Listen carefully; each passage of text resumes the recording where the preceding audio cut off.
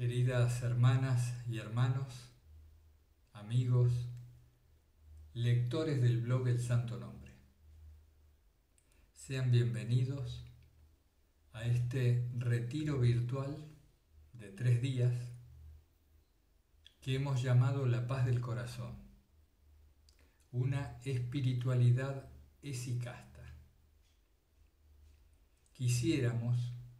Pedimos la gracia de que al final de este retiro simplemente haya crecido la paz en nuestro corazón. Una paz que no fuera transitoria, no fuera ocasional, sino que tendiera ya a situarse como estado, a que fuera un modo de estar nosotros en el corazón pacificado. Ustedes saben que la espiritualidad del esicasmo que nos transmiten los autores de Filocalía tiene mucho que ver con la búsqueda de la quietud, una quietud que ellos también trataban de exteriorizar, es decir, llevar una vida de tranquilidad, de tipo contemplativo, sin frenesí, con pocas actividades, pero a la vez, y lo más importante, el esicasmo tiene que ver con la búsqueda y el encuentro de la impasibilidad del ánimo, ese estado que se emparenta con la paz del corazón.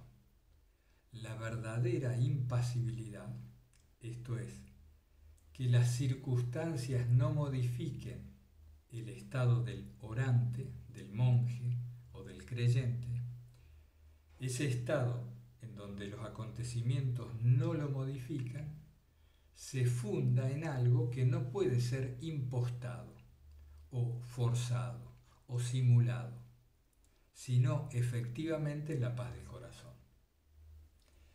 ¿Cómo cultivar, acrecentar, fortalecer y finalmente radicar nosotros en la paz del corazón? ¿Cómo se hace eso? Ya sabemos que sin la gracia no se puede nada.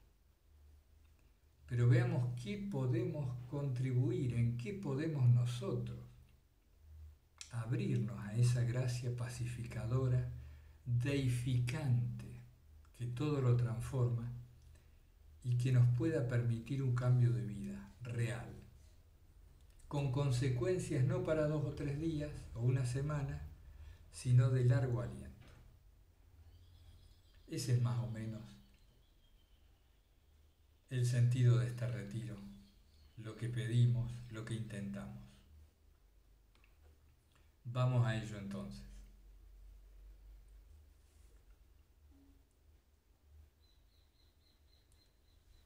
Somos personas de poca fe. Somos hombres de poca fe. Diría de muy poca fe. Por no decir no tenemos fe. La fe es una virtud muy escasa. Tenemos que ver qué es la fe, si es posible incorporarla como prisma de toda nuestra vida. ¿Por qué decimos que no tenemos fe? Aunque nos declaramos personas de fe, en realidad no la tenemos ni lo somos. Por nuestra vida cotidiana. Dejemos de engañarnos y de mentirnos. Si observamos nuestra vida cotidiana, concluimos con facilidad que no tenemos fe o que ésta la tenemos en un grado muy escaso, muy escaso. ¿Por qué? Porque vivimos agitados, preocupados, ansiosos, angustiados, intentando controlar las cosas todo el tiempo en una especie de frenesí afiebrado que busca sostener, mantener un equilibrio o construir según nuestros deseos, y esto en un estado de desasosiego permanente. Como decimos en otros vídeos, la inquietud es la norma de nuestra vida. Y nos ha sucedido de que ya no relacionamos este vivir inquietos con la falta de fe. Hay un teólogo, para los que se interesan en estas cosas les hago la mención, un teólogo que fue muy querido por Juan Pablo II, por San Juan Pablo II, que se llamó Hans Urs von Balthasar. Él tiene una serie de ensayos teológicos, uno de los cuales, el que tengo aquí en mi mano, se llama Verbum Caro, y tiene un capítulo que se llama Teología y Santidad. Teología y Santidad. Por eso les digo, para quien se interese en estas cosas, yo tengo una edición de los libros del monograma del año 69. Bueno, pero si ustedes buscan ensayos teológicos, Verbum Caro de Hans Urs von Balthasar. En este capítulo de Teología y Santidad, este gran teólogo, uno de los grandes teólogos del siglo XX, de los pocos grandes teólogos, dice que hubo un momento en la historia del cristianismo en que el teólogo dejó de ser santo, un poco antes de la escolástica, ¿no? Después la escolástica deriva en gran parte de esta fractura entre santidad y teología. En un principio, el teólogo era santo y el santo era teólogo, porque la fe y la vida personal eran la misma cosa. La fe no quedaba, como ahora queda mayormente, en el plano de las ideas, del academicismo, de la teología doctrinal o dogmática, sino que era una fe absolutamente encarnada, vivida a pleno. Por eso, el teólogo era santo. ¿Qué es lo que hace a un santo? Algo muy simple, dificilísimo para nosotros, pero algo muy simple de formular. El santo vive según su fe, vive acorde a la fe. Es un hombre de mucha y de profunda fe. Es decir, el santo es lo que nosotros no somos, es lo opuesto a nosotros. Vamos a revisar conceptos. Entonces, la vida cotidiana que llevamos nos muestra la medida de nuestra fe. Esto yo les sugiero tomar nota mental o escrita de este criterio, de este parámetro tan claro. La vida cotidiana que llevamos nos muestra la medida de nuestra fe. En cambio, si nosotros nos engañamos y justificamos nuestra angustia, nuestra preocupación, nuestra inquietud, nuestro afán de control, nuestro desasosiego, si lo justificamos en las circunstancias que van ocurriendo, no vamos a caer en cuenta que en realidad toda esa inquietud deriva, y lo digo de un modo taxativo para que nos impacte más, que toda esa inquietud deriva en realidad de que no tengo fe. ¿Y qué quiero decir cuando decimos no tengo fe? Que no creo en Dios, que ni siquiera creo en Dios. Pero qué exagerado. Bueno, creo en Dios, pero entonces creo en un Dios que no escucha, en un Dios distante, apartado. No creo en un Dios que me escucha, no creo en un Dios personal, es decir, no creo en la encarnación del Verbo y que Jesucristo me escucha a mí, no en teoría, al cosmos, no. ¿Creo en un Dios personal? No. Y si creyera, mi vida sería distinta. Este es el planteo del retiro, asumir esto, de que digamos lo que digamos, nos digamos lo que sea, los hechos nos muestran esta fractura que ha ocurrido en la historia de la Iglesia, también en nosotros, que somos Iglesia. Esta fractura entre el saber y el ser, la doctrina y la práctica. la teoría y el día a día. Entonces, declaramos un credo, profesamos nuestra fe, etcétera, etcétera, pero en los hechos, nada de eso.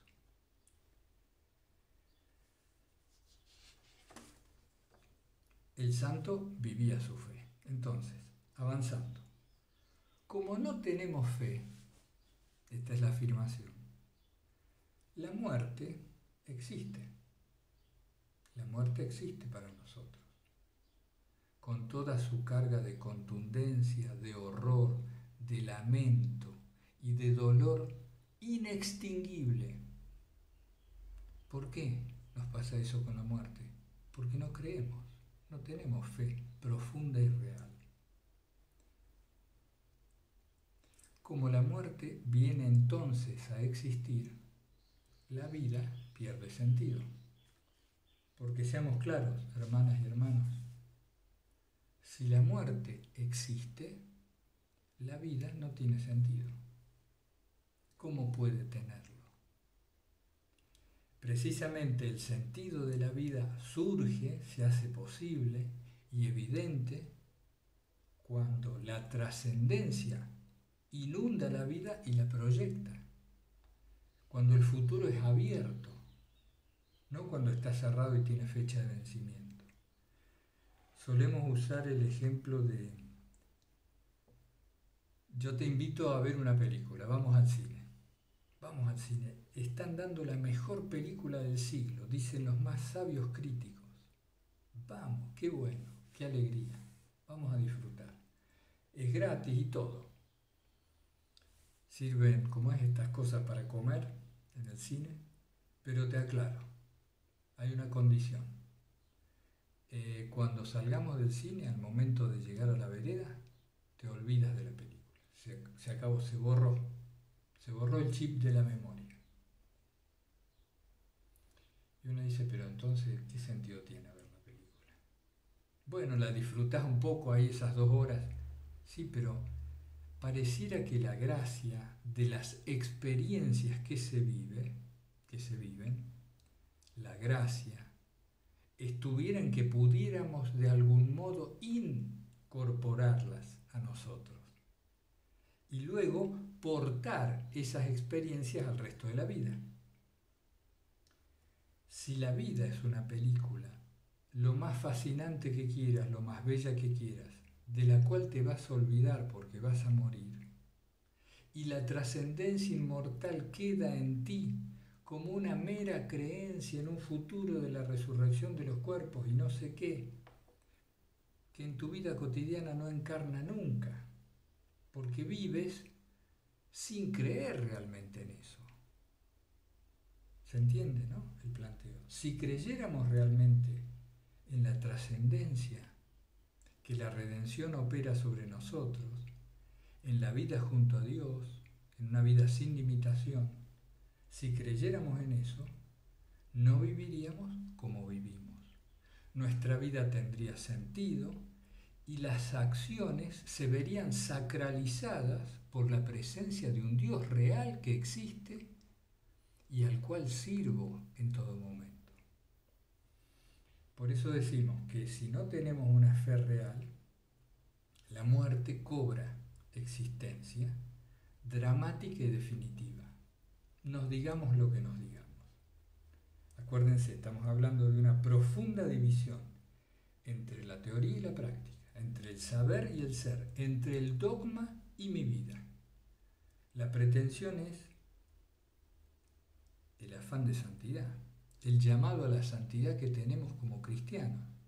El discipulado de Cristo, el sígueme, deja todo y sígueme, muere a ti mismo, carga tu cruz y sígueme, no es más que el llamado a eso, a la santidad, a ser santos. Y ser santos es vivir según la fe.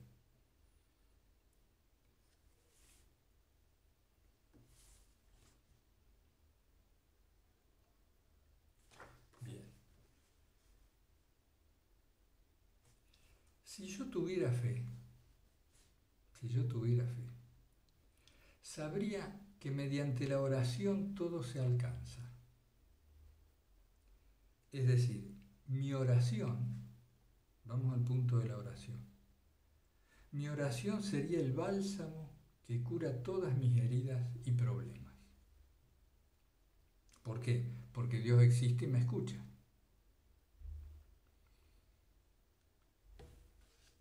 La suma incoherencia que vivimos, la incoherencia que vivimos, es decir que tenemos fe, creer que tenemos fe y no darnos cuenta que no la tenemos. Fíjense en esto. El santo, ¿qué hace el santo? El santo de la historia, ¿sí? Cualquiera que ustedes admiren. El santo, ¿qué hace? Tiene un problema, va a la oración. No sabe qué hacer, cómo discernir, va a la oración. ¿Qué hacemos nosotros? Sacamos un crédito. Sacamos un crédito. O increpamos al otro para que cambie. O establecemos mecanismos de control para modificar no sé qué situación. O tratamos de apoyarnos en una sesuda planificación. El santo ora, el santo reza. ¿Por qué? Porque cree en Dios. Y como cree que Dios lo escucha, porque Dios le ha dicho que si pides con fe se te concede, golpea y se te abrirá, tu fe te ha salvado. El santo reza. La principal arma y herramienta de la acción de todos los santos es la oración. Revisemos nuestra vida y vemos que la principal arma y herramienta de nuestra vida son otras, los ídolos actuales. Por eso decía, vamos corriendo a sacar un crédito, no vamos a tirarnos a los pies del Señor a implorar la ayuda que necesitamos. Pero, ¿por qué dices eso? Si hacemos oraciones, vivimos yendo a misa o vas a orar, claro, pero ¿es el primer recurso, es el principal recurso de la vida? La oración, ¿la tenemos realmente como principal recurso? Y no, porque no tenemos una oración eficaz.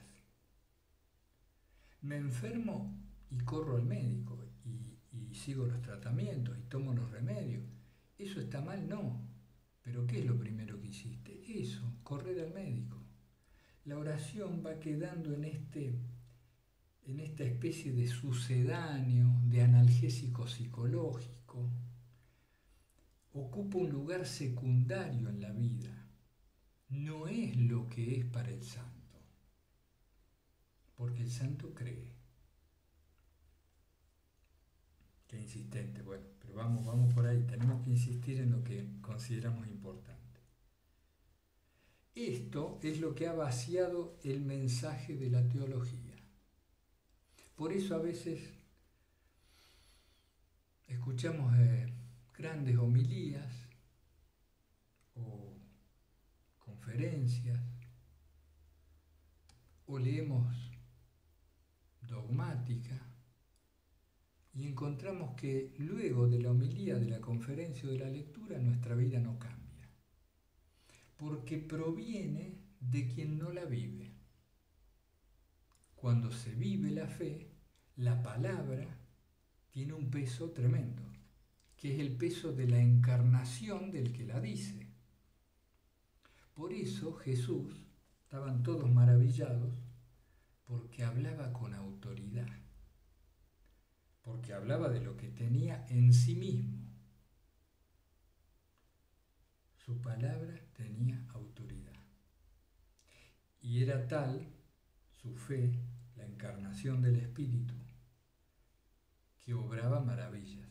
Es decir, Dios actuaba en lo que él hacía.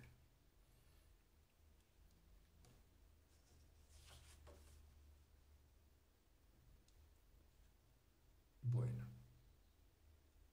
el santo vive según la fe. Perfecto. ¿Cómo se hace? ¿Cómo hacemos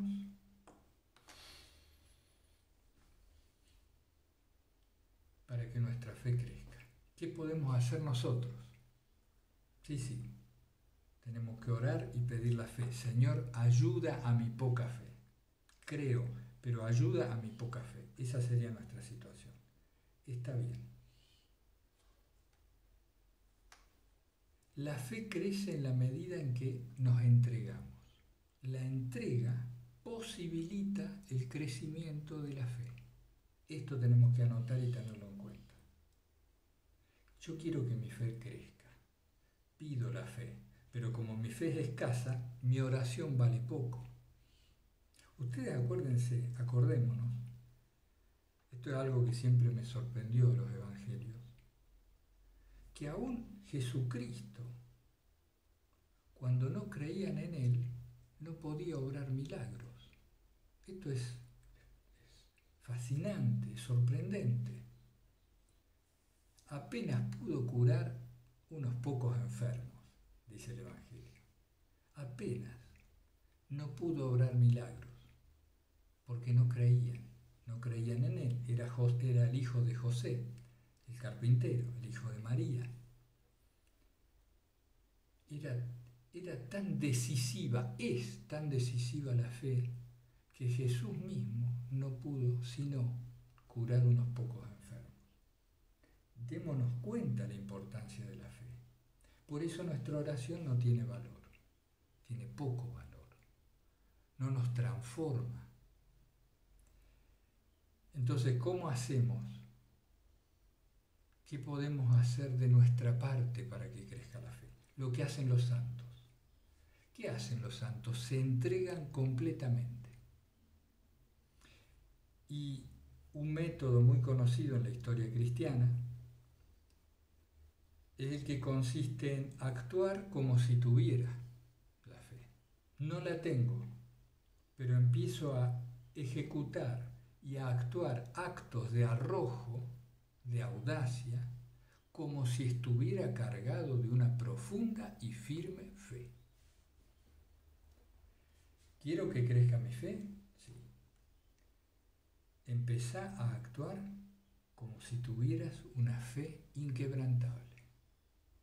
Empezá a actuar como si la tuvieras. Pero esto es una simulación. No, es un método. Es una forma práctica de acrecentar la fe.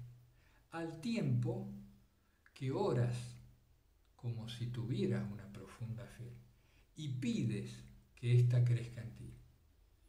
¿Cómo me gustaría, Señor, ser una persona de fe inquebrantable? Tenemos modelos a seguir, hay muchos modelos en la historia.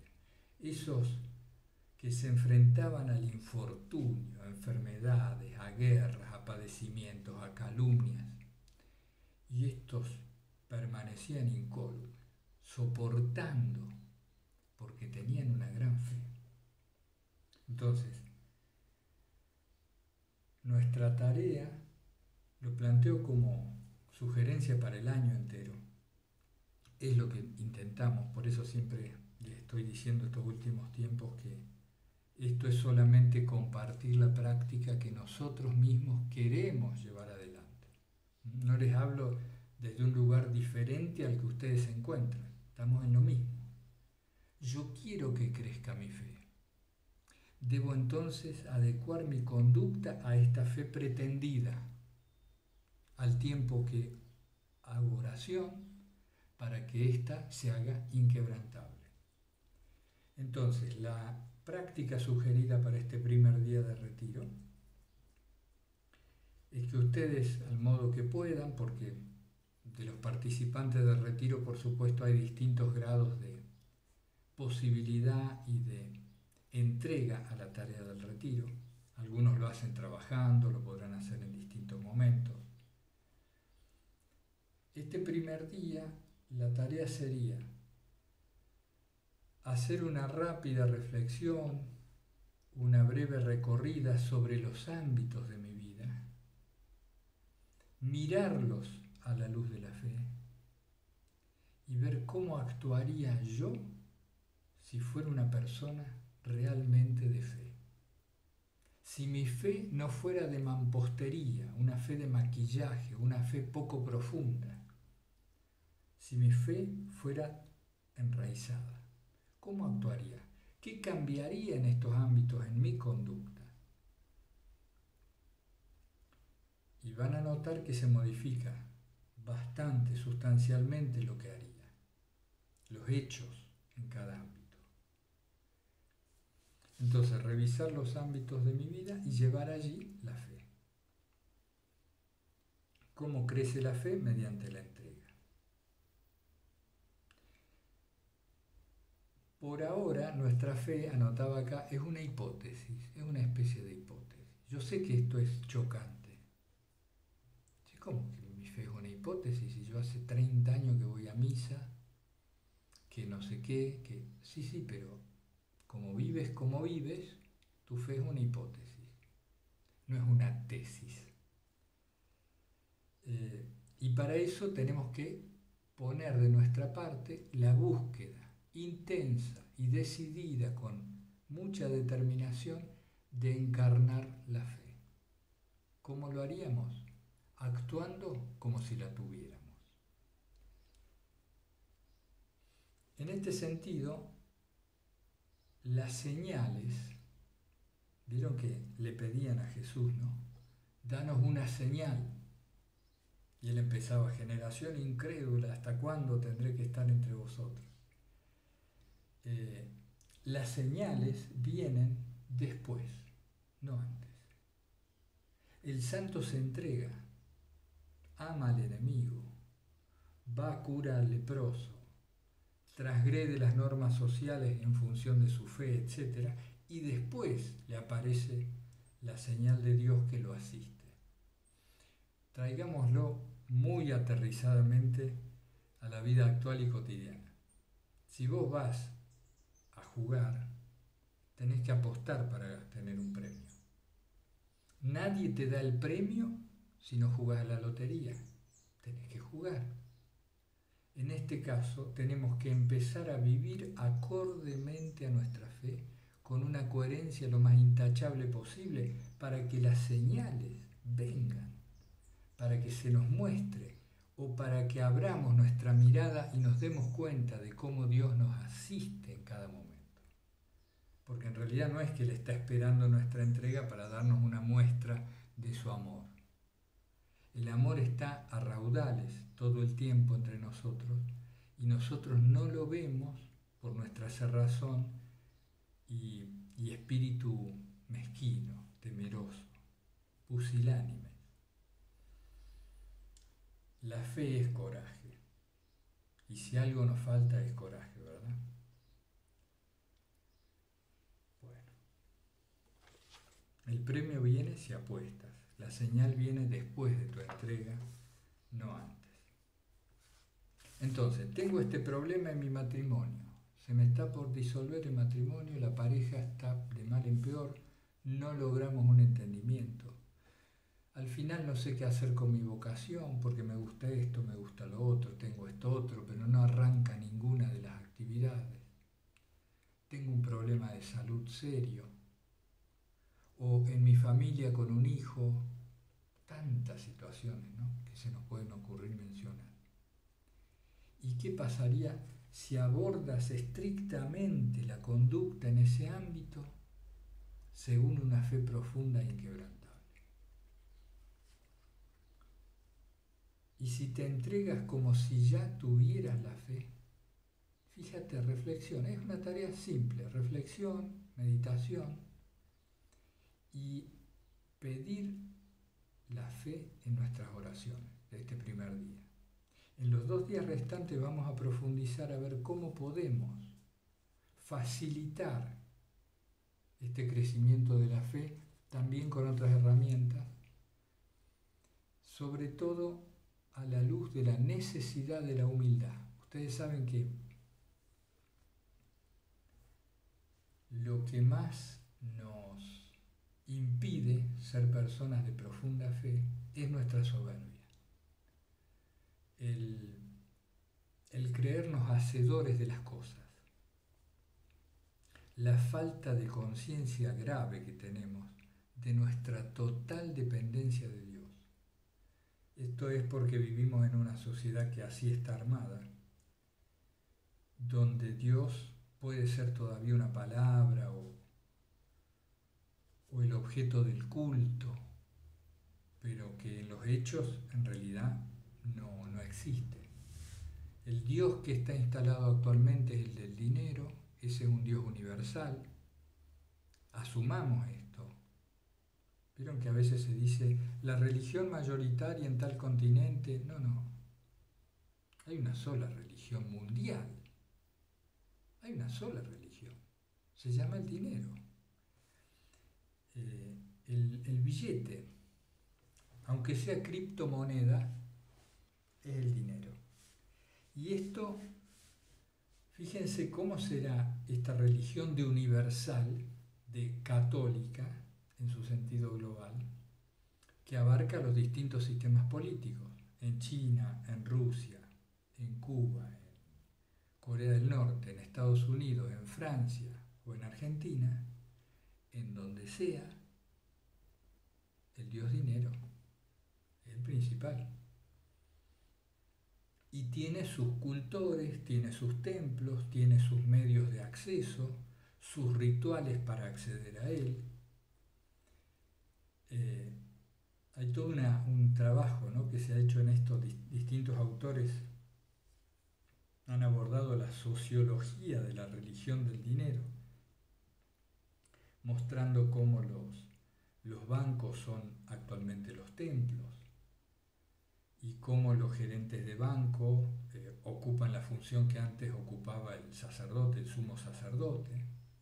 Están los que entregan indulgencias, que son los créditos, los que dan el crédito, y uno tiene que hacer toda una labor para acceder al beneficio crediticio. Es decir, hay toda una serie de resonancias y similaridades que nos muestran que el dinero, la organización social referida a este tema, tiene todas las características de una religión muy bien instituida, institucionalizada, que incluso tiene sus sagrarios, ¿no?, donde se guarda el Santísimo. Esto es la caja fuerte de los bancos, ¿no?, cerrada bajo 7 llaves, con un montón de guardias. Se transporta el dinero con toda una serie de ceremonias y protección, ¿no?, como si fuera una caravana de peregrinación. Entonces este Dios, este ídolo que en realidad reina sobre toda la cultura, impregna todas las actividades y las ha banalizado. El dinero y el culto al dinero es el que hoy está mostrando la pérdida profunda de la fe. Porque nuestra fe se ha trasladado hacia ese objeto de culto. Hoy pareciera que todo lo resolvemos materialmente. Si tienes dinero, lo resuelves. Este traslado lo menciono porque es lo que ha ido no solo desacralizando nuestra vida, sino que imperceptiblemente ha hecho que nuestra mirada se achate. Fíjense, ¿quién nos parece más sensato hoy en día? Con sinceridad, ¿quién nos parece más sensato? El que ante una necesidad enciende un cirio, se pone frente al ícono, se hinca y reza a Dios pidiéndole su asistencia en esta necesidad. ¿Nos parece más sensato ese o al que sale corriendo al banco a pedir un crédito? Está bien que rece, pero vamos, hacer lo que hay que hacer. Ahí está. Esto nos muestra esta fractura, ¿no?, que se produjo en la vida del ser humano.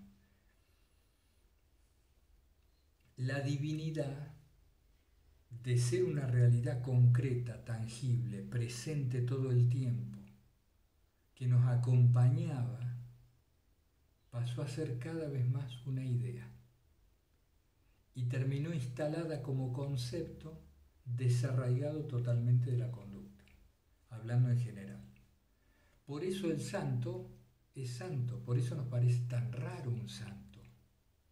¿Por qué es raro? Y porque ya nadie lo es. Bueno, a ver si me queda algo y no me extiendo más. Bueno, una práctica que les recomiendo para todo el año, para el tiempo que les lleve, es agarrar los evangelios o mejor aún, el Nuevo Testamento entero. El año es un buen espacio de tiempo para esto. Y tomando nota, haciendo un tranquilo y sistemático, exhaustivo estudio, leer los evangelios desde el punto de vista de la fe. Es decir, agarrás los evangelios y cada vez que lees algo sobre la fe, a ver, anotás el versículo, te fijas. ¿Qué nos están enseñando solamente desde el punto de vista de la fe? Y es otra la lectura del Nuevo Testamento. Este método que el otro día me recordaba un hermano, de leer con un punto de vista fijo. Entonces puedo leer los evangelios desde el punto de vista de la oración, desde el punto de vista de la fe, desde el punto de vista de los milagros, etcétera, etcétera. Leer fijando el punto de vista y profundizar en ello un largo tiempo nos muestra otra lectura, nos revela significados que se nos habían pasado por alto enormemente. Entonces, por supuesto, en este caso del tema de la fe, leer la relación que tiene Jesús con los que le piden los milagros. Fíjense que hay mucha variedad de situaciones en los evangelios, ¿no? Desde el ciego, desde la hemorroísa, desde el que se le muere la hija, el que se le está muriendo el criado, el leproso que le dice, si quieres, puedes limpiarme. O el que le dice, ayuda a mi poca fe. Hay mucho ahí, mucha lectio, mucha profundidad de significado. Que tiene sentido si lo voy a usar yo en mi vida concreta. Si puedo adoptar la misma actitud que estoy viendo ahí del que le pide a Jesús. Porque si adoptara yo la misma actitud, podría ser que Él también haga conmigo lo que allí se relata. Pero tendría que ser la misma actitud. Por eso es que hay que profundizar, ¿no? Entonces esa ya es una tarea para todo el año muy interesante, yo les recomiendo mucho eso. Y recorrer los diferentes ámbitos de nuestra vida, matrimonio, vocación, salud, familia, etcétera, etcétera. Y si me entrego como si tuviera yo esa fe, si yo me entregara, ¿cómo sería mi conducta? ¿En qué cambiaría? Esa es la práctica y después lo charlamos, porque va a haber oportunidad para hacerlo si Dios quiere. Estoy revisando, no me quiero olvidar de nada. Entonces, como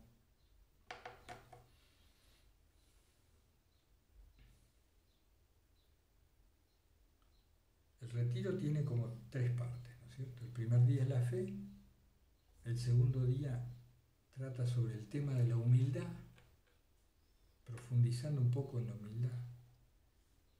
¿Qué es la humildad? ¿Cuál es la verdadera humildad? ¿Cómo podemos hacer que nos demos cuenta de lo que somos, lo cual nos deja humildes? Y cómo, si unimos fe con humildad, cambia nuestra concepción de la muerte y del sentido de la vida. Porque, recuerden, mientras existe para nosotros la muerte, la finitud para nosotros es más real que la fe, la vida pierde sentido. Y al perder sentido la vida, se nos desacralizan los momentos, todo se hace gris y empezamos a vivir una impostación de vida con sentido. Como si la vida tuviera sentido cuando en el corazón nos parece que no.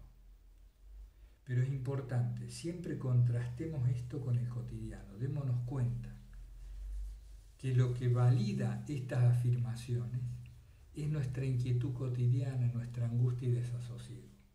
Es decir, al observar mi modo de vivir, no puedo discutir estas cuestiones y tengo que reconocer que no tengo fe.